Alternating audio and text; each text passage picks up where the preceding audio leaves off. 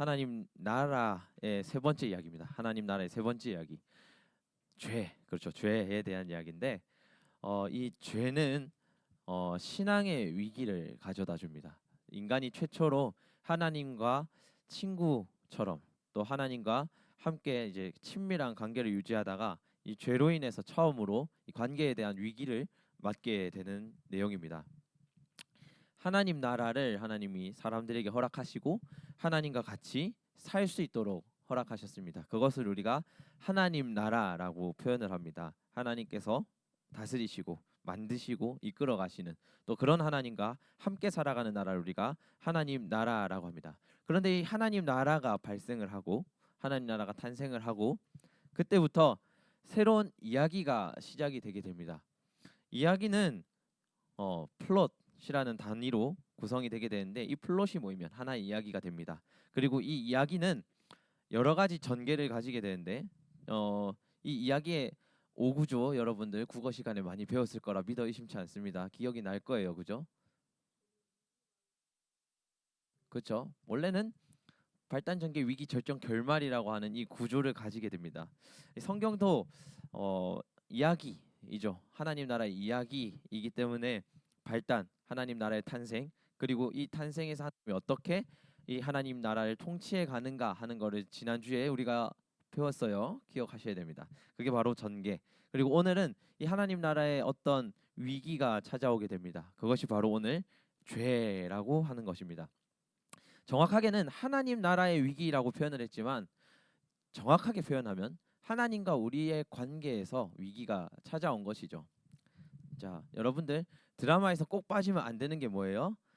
치정이에요. 그죠? 이 부분이 빠지면 그 드라마 재미가 없어집니다. 마찬가지죠.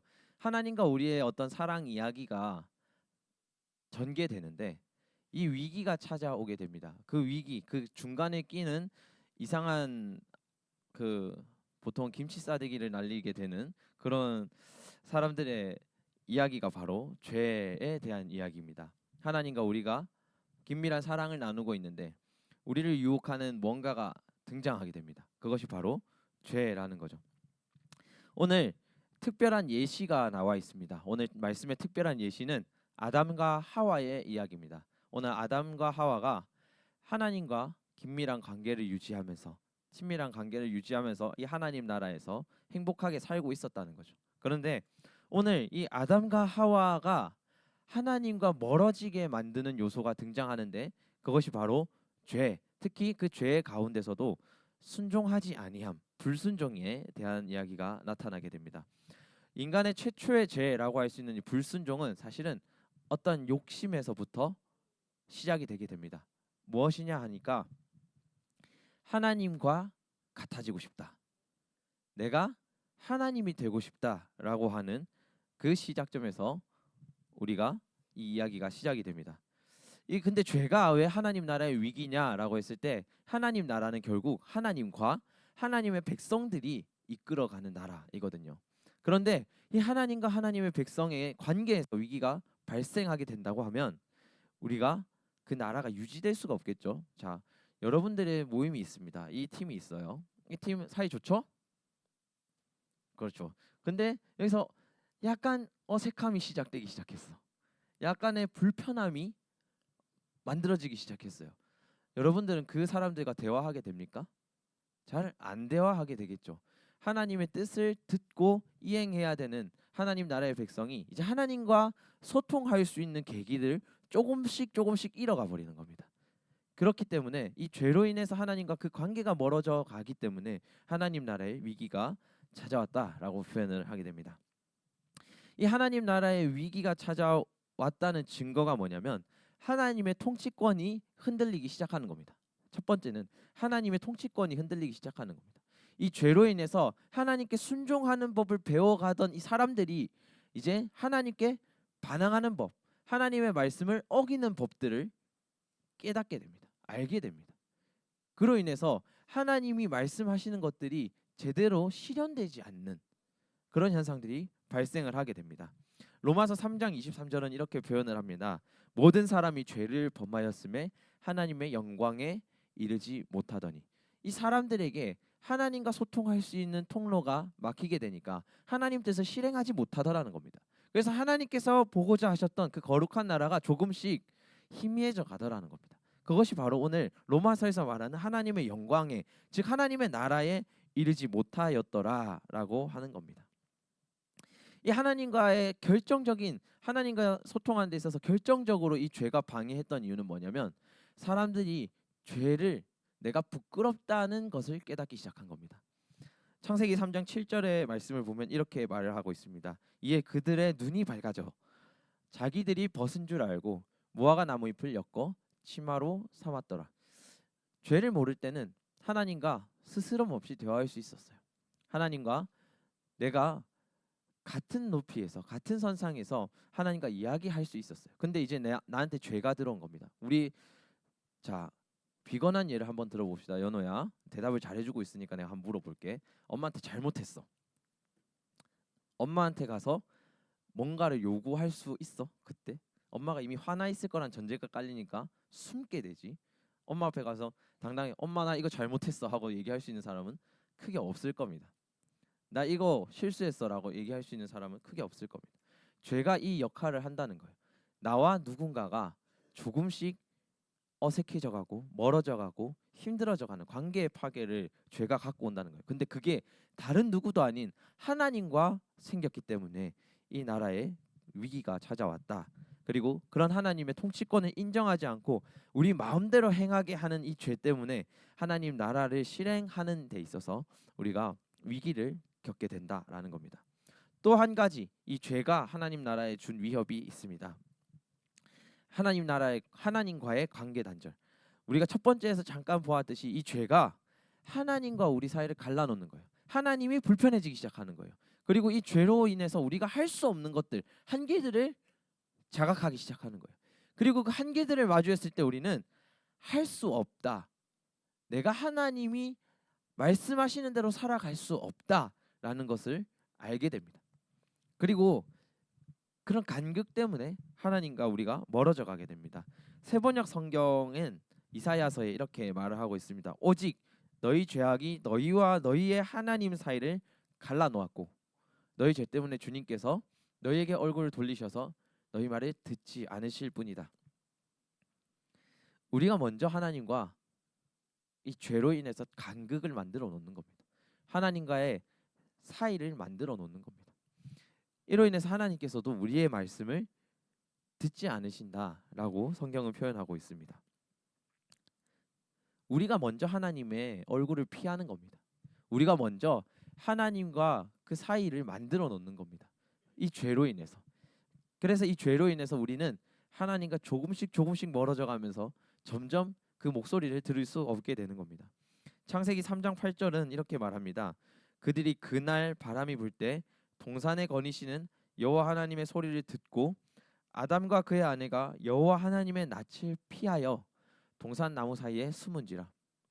우리가 죄를 지었을 때, 우리가 하나님의 명령을 어기게 되었을 때 우리는 하나님과 멀어지려고 합니다. 하나님의 말씀이 부담스럽기 시작합니다. 하나님께서 우리에게 부여하시는 책임이 조금씩 어려워지기 시작합니다. 그러면서 우리가 우리 스스로 그 하나님과의 관계를 포기하기 때문에 우리가 점점 하나님 나라에서 멀어져 가게 되는 겁니다. 그렇게 죄로 인해서 하나님과 내가 가지고 있던 믿음의 관계, 신뢰의 관계가 깨지게 되는 겁니다. 그렇게 한번 깨진 믿음의 관계는 조금씩 더 골이 깊어져 갑니다. 조금씩 더 우리가 해결할 수 없고 화해할 수 없는 방향으로 멀어져 갑니다. 결국에는 우리는 하나님과 다른 곳에 서 있게 되는 겁니다. 죄로 인해서 하나님과의 관계가 깨어져 버리는 겁니다. 이렇게 한번 흔들린 나라는 계속해서 실패를 경험하게 됩니다. 실패를 경험하게 됩니다.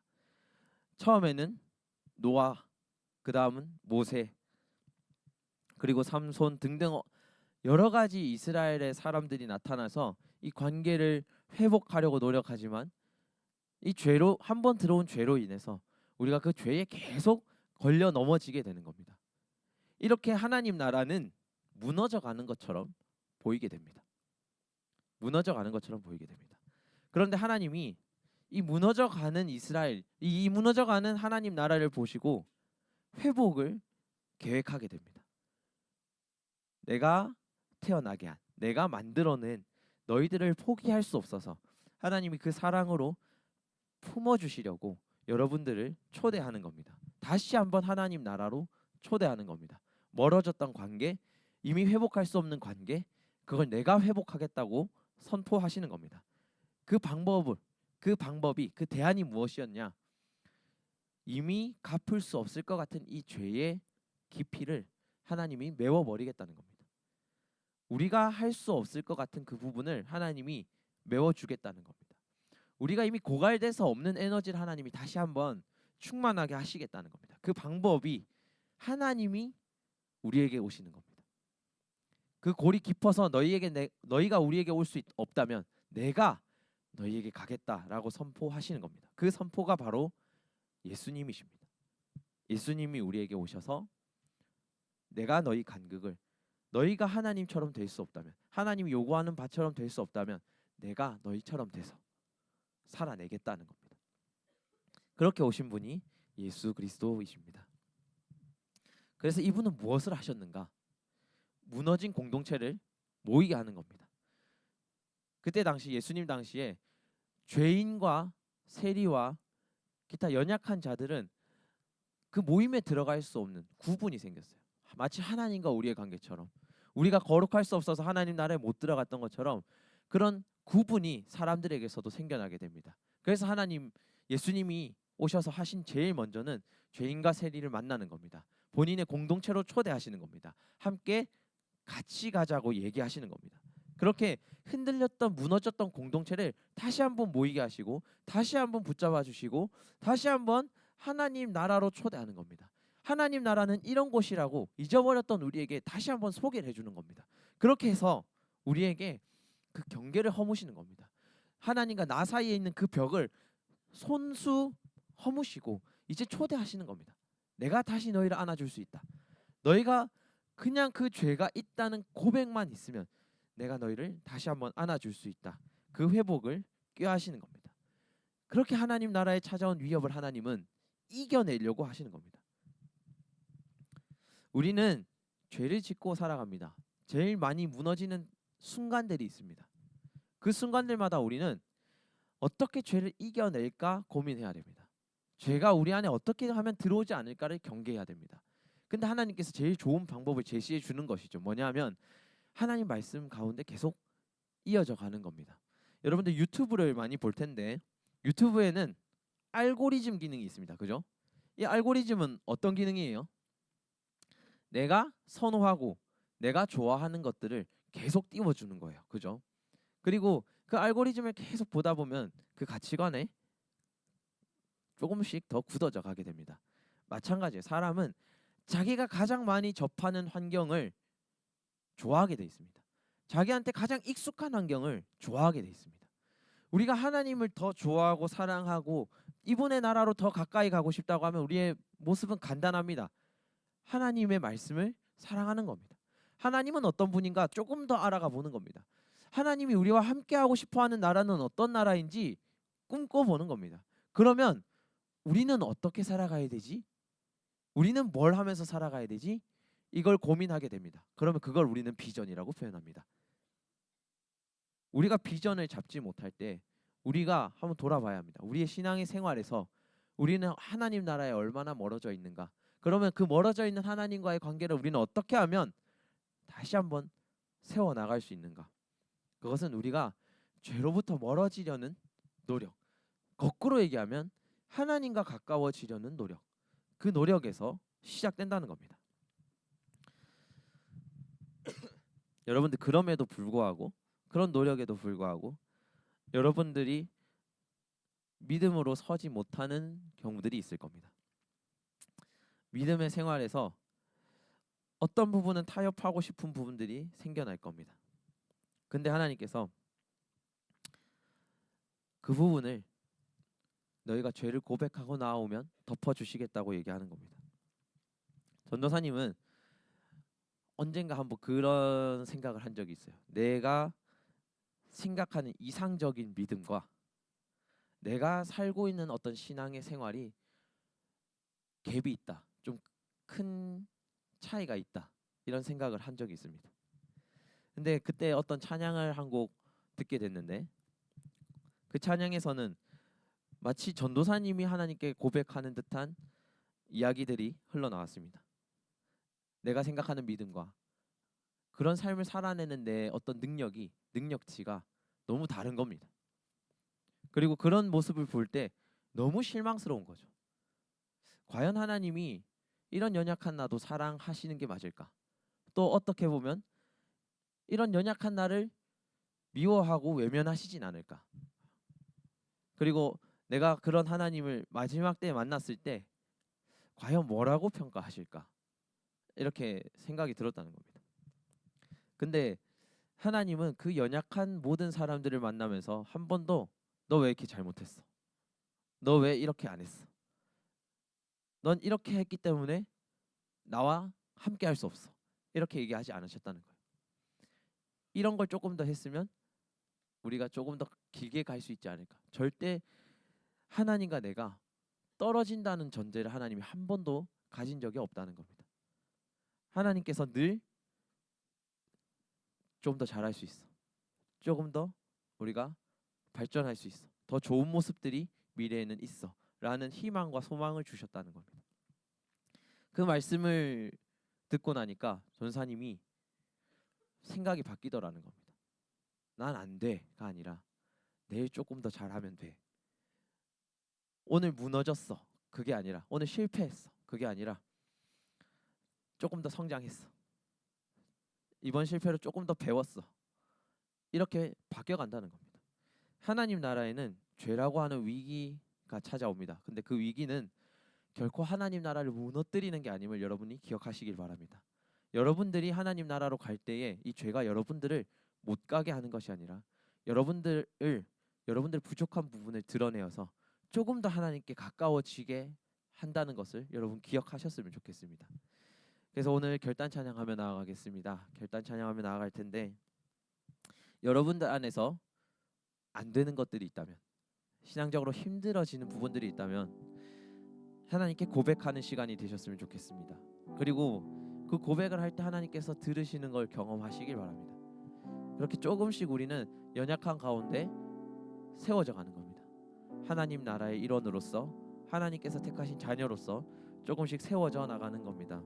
죄가 우리에게 다가와서 위협을 줄 때에 우리는 기억해야 할 것이 우리는 하나님을 사랑하는 사람이라는 걸 기억하셔야 합니다. 하나님과 조금 더 가까워지는 사람이라는 걸 기억하셔야 됩니다. 그래서 그 죄악을 이길 수 있는 믿음의 자녀로 조금씩 성장해 나가실 수 있기를 간절히 축원합니다. 오늘 결단 찬양하며 나아가겠습니다.